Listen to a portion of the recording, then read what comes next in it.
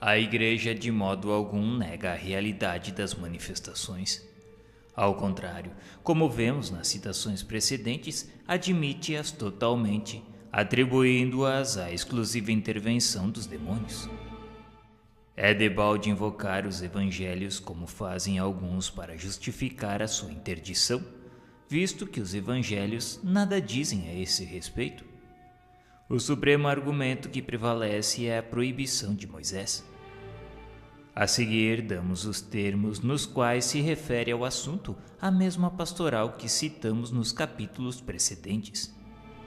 Não é permitido entreter relações com eles, os espíritos, seja imediatamente, seja por intermédio dos que os evocam e o interrogam. A lei mosaica punia os gentios. Não procureis os mágicos, diz o Levítico, nem procureis saber coisa alguma dos adivinhos, de maneira a vos contaminardes por meio deles. Morra de morte o homem ou a mulher em que houver espírito pitônico, sejam apedrejados e sobre eles recaia seu sangue. O Deuteronômio diz no capítulo 18, nos versículos 10 a 12: Nunca exista entre vós quem consulte adivinhos, quem observe sonhos e agouros, quem use de malefícios, sortilégios, encantos, ou consultem os que têm o espírito pitônico e se dão a práticas de adivinhação, interrogando os mortos. O Senhor abomina todas essas coisas e destruirá à vossa entrada as nações que cometem tais crimes. Mas achamos útil, e para melhor compreensão do verdadeiro sentido das palavras de Moisés, reproduzir por completo o texto um tanto abreviado na citação antecedente, que nos diz: Não vos desvieis do vosso Deus para procurar mágicos, não consulteis os adivinhos e receai que vós contamineis dirigindo-vos a eles. Eu sou o Senhor vosso Deus. O homem ou a mulher que tiver espírito pitônico ou de adivinho morra de morte. Serão apedrejados e o seu sangue recairá sobre eles. Quando houveres entrado na terra que o Senhor vosso Deus vos há de dar, guardai-vos, tomai cuidado em não imitar as abominações de tais povos. E entre vós ninguém haja que pretenda purificar filho ou filha, passando-os pelo fogo, que use de malefícios, sortilégios e encantamentos, que consulte os que têm o espírito de Pitom e se propõe a adivinhar, interrogando os mortos para saber a verdade. O Senhor abomina todas essas coisas e exterminará todos esses povos à vossa entrada, por causa dos crimes que têm cometido. Essas citações são da Bíblia no livro de Deuteronômio, nos capítulos 18, 19 e 20. Se a lei de Moisés deve ser tão rigorosamente observada neste ponto, força é que o seja igualmente em todos os outros. Por que seria ela boa no tocante às evocações e má em outras de suas partes? É preciso ser consequente. Desde que se reconhece que a lei mosaica não está mais de acordo com a nossa época e costumes em dados casos, a mesma razão procede para a proibição de que tratamos. Demais, é preciso expender os motivos que justificavam essa proibição e que hoje se anularam completamente. O legislador hebreu queria que o seu povo abandonasse todos os costumes adquiridos no Egito, onde as evocações estavam em uso e facilitavam abusos, como se infere destas palavras de Isaías. O espírito do Egito se aniquilará de si mesmo, e eu precipitarei seu conselho. Eles consultarão seus ídolos, seus adivinhos, seus pitons e seus mágicos. Os israelitas não deviam contratar aliança com as nações estrangeiras. E sabido era que, naquelas nações que iam combater, encontrariam as mesmas práticas. Moisés devia, pois, por política, inspirar aos hebreus aversão a todos os costumes que pudessem ter semelhança e pontos de contato com o inimigo. Para justificar essa aversão, preciso era que apresentasse tais práticas como reprovadas pelo próprio Deus. E daí estas palavras: o Senhor abomina todas essas coisas e destruirá à vossa chegada as nações que cometem tais crimes. A proibição de Moisés era assaz justa, porque a evocação dos mortos não se originava nos sentimentos de respeito, afeição ou piedade para com eles, sendo antes um recurso para adivinhações, tal como nos augúrios e presságios explorados pelo charlatanismo e pela superstição. Essas práticas, ao que parece, também eram objeto de negócio, e Moisés, por mais que fizesse, não conseguiu desentranhá-las dos costumes populares. As seguintes palavras do profeta justificam o acerto: quando vos disserem, consultai os mágicos e adivinhos que balbuciam encantamentos, respondei: não consulta cada povo ao seu Deus? E aos mortos se fala do que compete aos vivos? Sou eu quem aponta a falsidade dos prodígios mágicos, quem enlouquece os que se propõem a adivinhar, quem transtorna o espírito dos sábios e confunde a sua ciência vã. Que esses adivinhos que estudam o céu, contemplam os astros e contam os meses para fazer predições, dizendo revelar-vos o futuro, venham agora salvar-vos. Eles tornaram-se como a palha e o fogo os devorou. Não poderão livrar suas almas do fogo ardente, não restarão das chamas que despedirem, nem carvões que possam aquecer, nem fogo ao qual se possam sentar. Eis ao que ficarão reduzidas todas essas coisas das quais vos tendes ocupado com tanto afinco. Os traficantes que convosco traficam desde a infância foram-se cada qual para o seu lado, sem que um só deles se encontre que vos tire os vossos males. Nesse capítulo, Isaías dirige-se aos babilônios sob a figura alegórica da Virgem filha de Babilônia, filha de Caldeus. Diz ele que os adivinhos não impedirão a ruína da monarquia. No seguinte capítulo, dirige-se diretamente aos israelitas. Vinde aqui vós outros filhos de uma goureira, raça de um homem adúltero e de uma mulher prostituída. De quem vos rides vós? Contra quem abristes a boca e mostrastes ferinas línguas? Não sois vós filhos perversos de bastarda raça? Vós que procurais conforto em vossos deuses debaixo de todas as frontes, sacrificando-lhe os tenros filhinhos nas torrentes, sob os rochedos sobranceiros? Depositastes a vossa confiança nas pedras da torrente, espalhastes e bebestes licores em suas honras, oferecestes sacrifícios. Depois disso, como não se acender a minha indignação? Essas palavras são inequívocas e provam claramente que nesse tempo as evocações tinham por fim a adivinhação, ao mesmo tempo que constituíam comércio, associadas às práticas da magia e do sortilégio, acompanhadas até de sacrifícios humanos. Moisés tinha razão, portanto, proibindo tais coisas e afirmando que Deus as abominava. Essas práticas supersticiosas perpetuaram-se até a Idade Média, mas hoje a razão predomina, ao mesmo tempo que o Espiritismo veio mostrar o fim exclusivamente moral, consolador e religioso das relações de além-túmulo. Uma vez, porém, que os espíritas não sacrificam criancinhas nem fazem libações para honrar deuses, uma vez que não interrogam astros, mortos e augures para adivinhar a verdade sabiamente velada aos homens, uma vez que repudiam traficar com a faculdade de comunicar com os espíritos, uma vez que os não move a curiosidade nem a cupidez, mas um sentimento de piedade, um desejo de instruir-se e melhorar-se, aliviando as almas sofredoras, uma vez que assim é, porque é, a proibição de Moisés não lhes pode ser extensiva. Se os que clamam injustamente contra os espíritas se aprofundassem mais no sentido das palavras bíblicas, reconheceriam que nada existe de análogo nos princípios do Espiritismo com o que se passava entre os hebreus. A verdade é que o Espiritismo condena tudo que motivou a interdição de Moisés, mas os seus adversários, no afã de encontrar argumentos com que rebatam as novas ideias, nem se apercebem que tais argumentos são negativos por serem completamente falsos. A lei civil contemporânea pune todos os abusos que Moisés tinha em vista reprimir. Contudo, se ele pronunciou a pena última contra os delinquentes, é porque lhe faleciam meios brandos para governar um povo tão indisciplinado.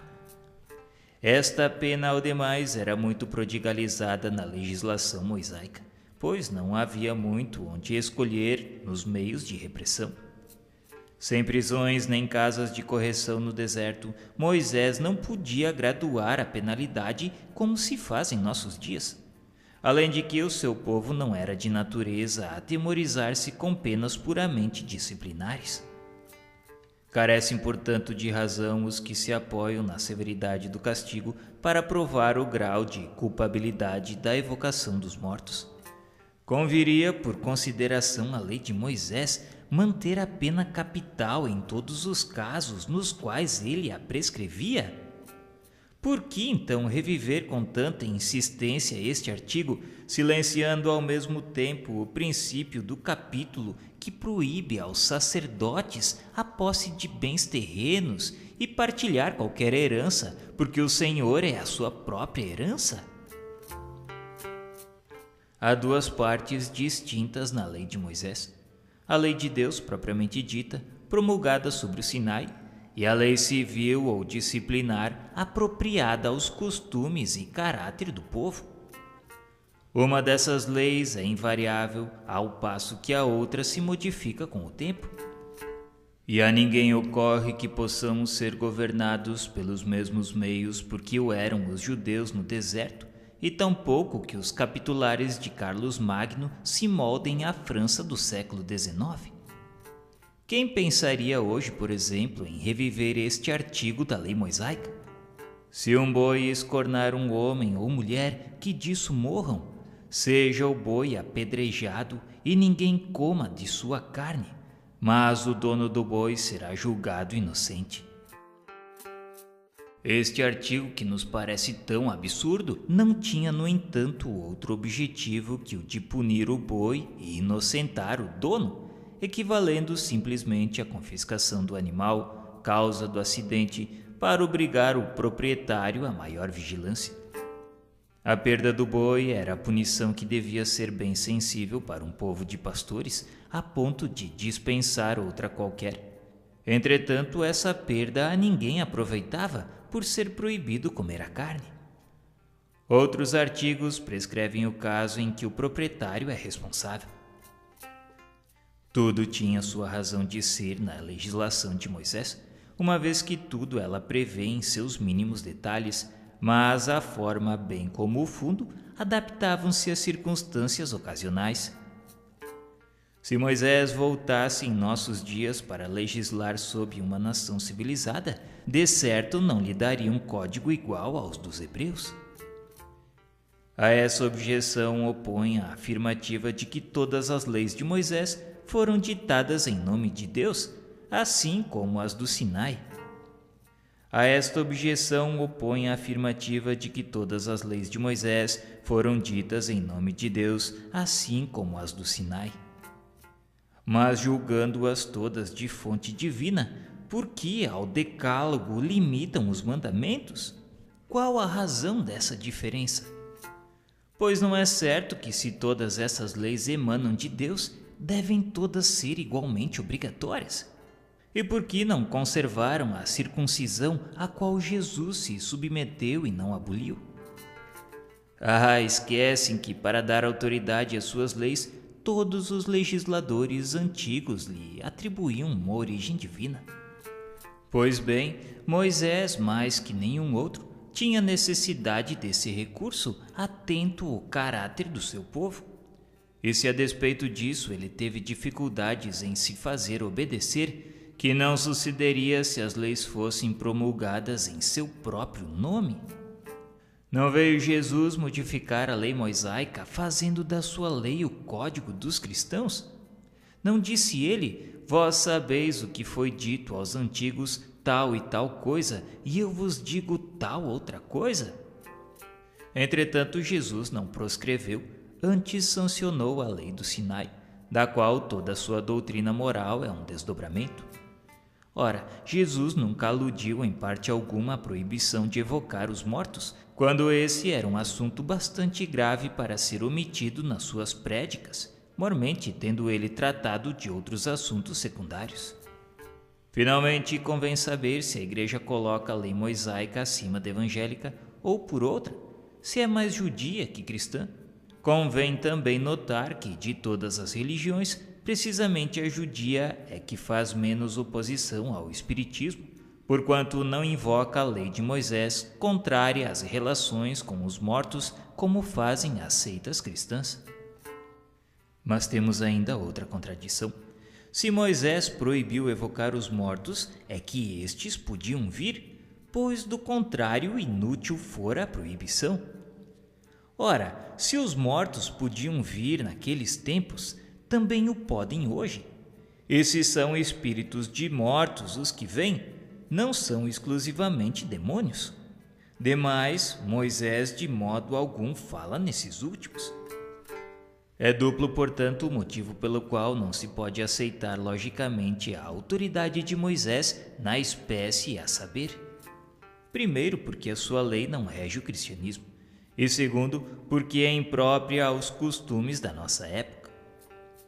Mas suponhamos que essa lei tenha plenitude da autoridade por alguns outorgada, e ainda assim ela não poderá, como vimos, aplicar-se ao espiritismo.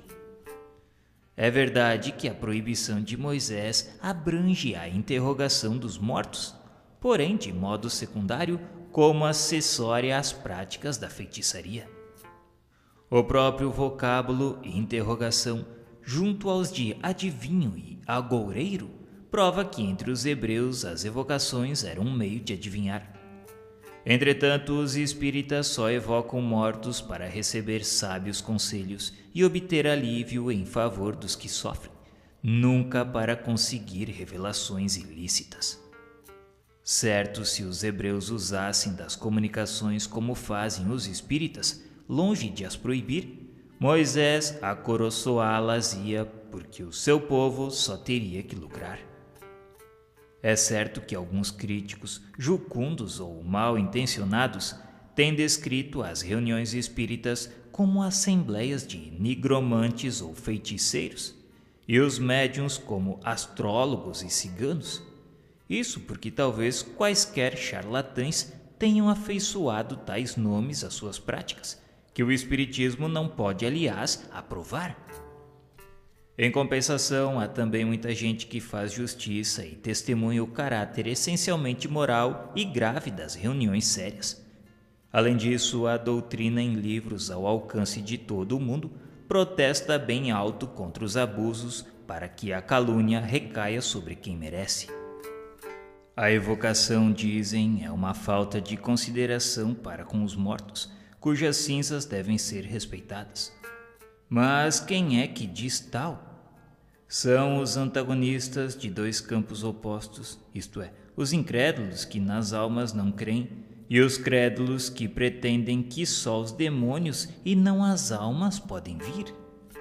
Quando a evocação é feita com recolhimento e religiosamente, quando os espíritos são chamados, não por curiosidade, mas por um sentimento de afeição e simpatia, com desejo sincero de instrução e progresso, não vemos nada de irreverente em apelar-se para as pessoas mortas como se fizera com os vivos. Há, contudo, uma outra resposta peremptória a essa objeção, e é que os espíritos se apresentam espontaneamente, sem constrangimento, muitas vezes mesmo sem que sejam chamados. Eles também dão testemunho da satisfação que experimentam por comunicar-se com os homens e queixam-se às vezes do esquecimento em que os deixam.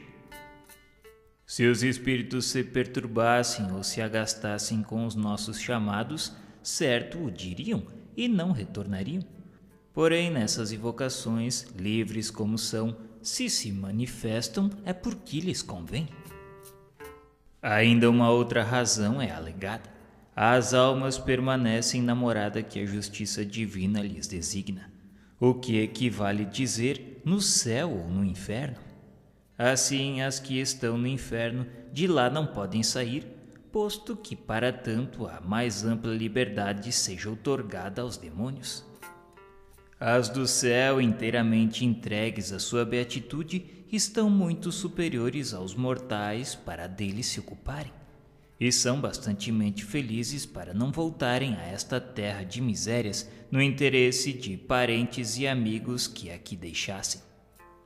Então essas almas podem ser comparadas aos nababos que dos pobres desviam a vista com receio de perturbar a digestão.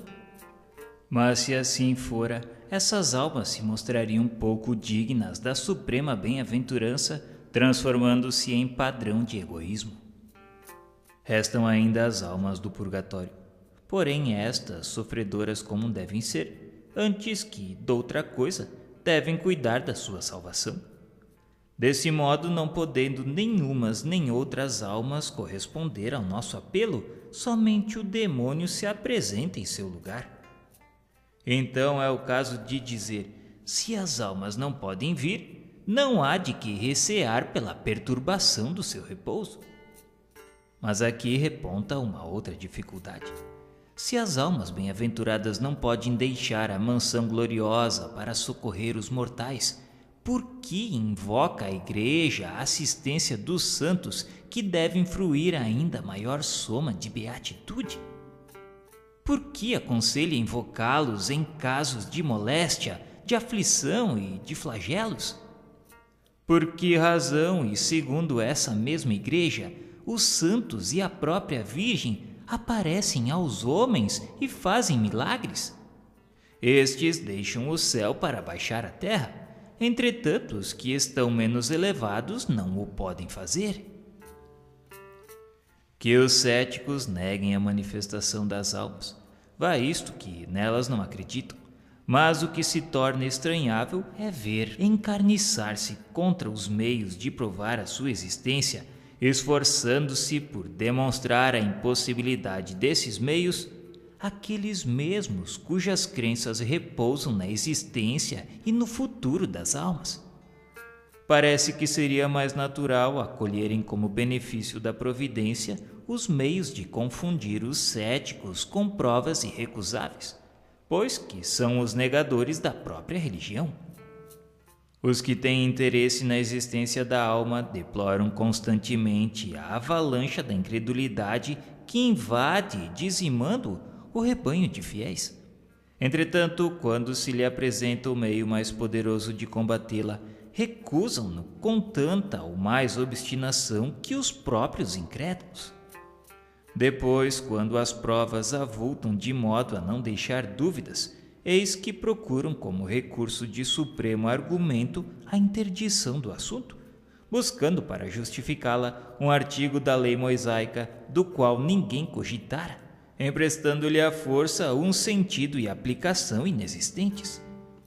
E tão felizes se julgam com a descoberta que não percebem que esse artigo é ainda uma justificativa da doutrina espírita. Todas as razões alegadas para condenar as relações com os espíritos não resistem a um exame sério. Pelo ardor com que se combate nesse sentido, é fácil deduzir o grande interesse ligado ao assunto. Daí a insistência. Em vendo esta cruzada de todos os cultos contra as manifestações, dir-se-ia que delas se atemorizam. O verdadeiro motivo poderia bem ser o receio de que os espíritos muito esclarecidos viessem instruir os homens sobre pontos que se pretende obscurecer, dando-lhes conhecimento, ao mesmo tempo da certeza de um outro mundo, a par das verdadeiras condições para neles serem felizes ou desgraçados. A razão deve ser a mesma porque se diz à criança, não vá lá que há lobisomens. Ao homem dizem, não chameis os espíritos, são o diabo. Não importa, porém, impedem os homens de os evocar, mas não poderão impedi-los de vir aos homens para levantar a lâmpada de sob o alqueire. O culto que estiver com a verdade absoluta nada terá que temer da luz, pois a luz faz brilhar a verdade e o demônio nada pode contra esta. Repelir as comunicações de além-túmulo é repudiar o meio mais poderoso de instruir-se, já pela iniciação nos conhecimentos da vida futura, já pelos exemplos que tais comunicações nos fornecem. A experiência nos ensina, além disso, o bem que podemos fazer, desviando do mal os espíritos imperfeitos, ajudando os que sofrem a desprenderem-se da matéria e a se aperfeiçoarem. Interdizer as comunicações é, portanto, privar as almas sofredoras da assistência que lhes podemos e devemos dispensar. As seguintes palavras de um espírito resumem admiravelmente as consequências da evocação quando praticada com fim caritativo. Todo espírito sofredor e desolado vos contará a causa da sua queda, os desvarios que o perderam. Esperanças, combates e terrores, remorsos, desesperos e dores, tudo vos dirá, mostrando Deus justamente irritado a punir o culpado com toda a severidade. Ao ouvi-lo, 2 sentimentos vos acometerão, o da compaixão e o do temor. Compaixão por ele, temor por vós mesmos. E se o seguirdes nos seus queixumes, vereis então que Deus jamais o perde de vista, esperando o pecador arrependido e estendendo-lhe os braços logo que procure regenerar-se. Do culpado vereis enfim os progressos benéficos para os quais tereis a felicidade e a glória de contribuir, com a solicitude e o carinho do cirurgião acompanhando a cicatrização da ferida que pensa diariamente.